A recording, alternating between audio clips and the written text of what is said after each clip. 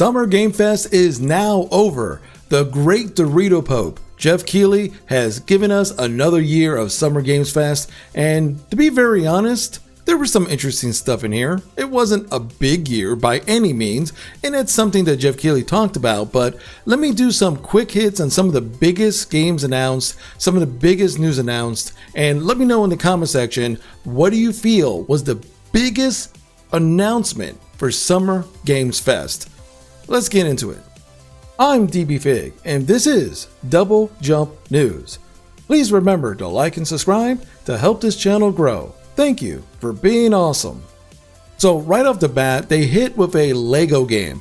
Lego games are pretty popular. They've never been my thing, but I know people really enjoy the Lego games. This one is based off Horizon Zero Dawn. So, I'm sure somebody out there is going to like it. For all you Harry Potter fans out there, well, you're finally getting your wish. Harry Potter Quidditch Champions has officially announced, but I'm going to be very honest. This game looked kind of rough around the edges. Hopefully it actually plays better than what the announcement looked like, but hey, you're getting Quidditch and it's supposed to be out September 3rd. A cinematic trailer for Civilization 7 was just unveiled.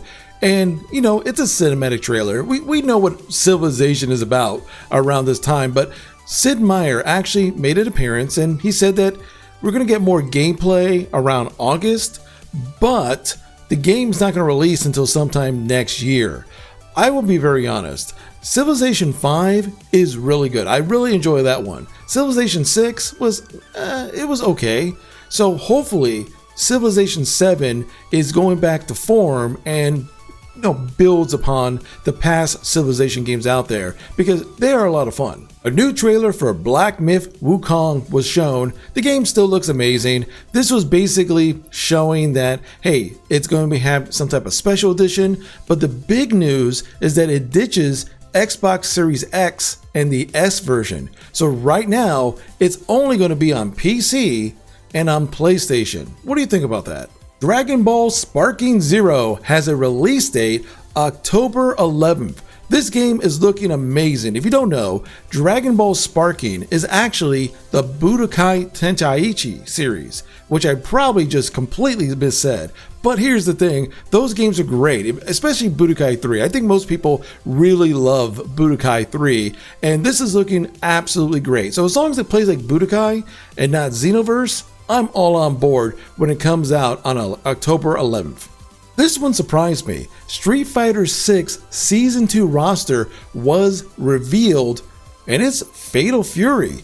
Well, here's the thing. They have a couple characters in there. They have M. Bison, or some version of M. Bison. They have Elena from Street Fighter 3, which all the Street Fighter 3 characters, they got Elena. So I'm crossing my fingers that year 3 is going to bring my boy Dudley in here. But they got Terry and Mai from Fatal Fury, and I'm telling you right now, if Terry doesn't say something with every single move, they fail. But hopefully he's a big chatterbox like he always is.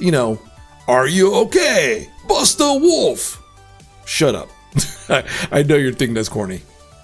The First Descendant has a release date and it's a new free-to-play looter shooter. Well, I would say new. I actually played the alpha version of this years ago, and it was interesting. It kind of reminded me a little bit of Destiny, but third person, maybe a little bit of Warframe thrown in. But when I played it back then, it ran terribly, like 10 frames per second sometimes lower, but the game was actually pretty interesting. It's actually going to have a July 2nd release date, and I'm going to give it a try because I did like what I played regardless of the tech difficulties. So it's been a couple years and I'm excited to see how much it improved. Skate finally got a trailer. The long-awaited Skate game got a trailer, but it's still a long ways from release.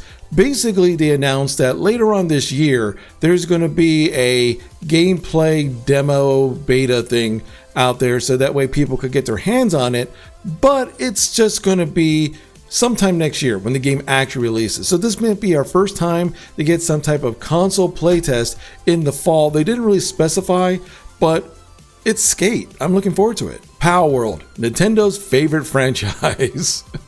Good old Power World. I really like Power World, to be very honest.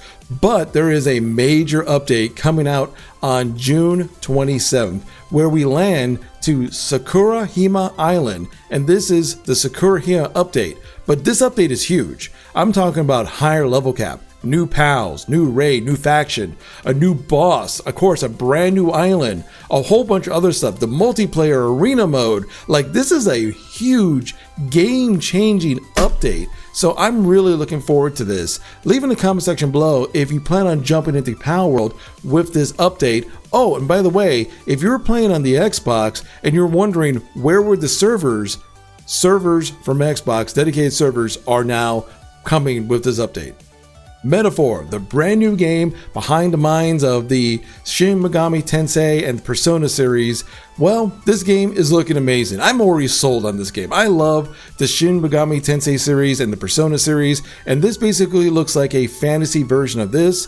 So I'm really excited for when this game finally releases. Everything about this game oozes style, as would you expect from these developers. So I'm excited to jump on in and throw another 100 hours of my life away.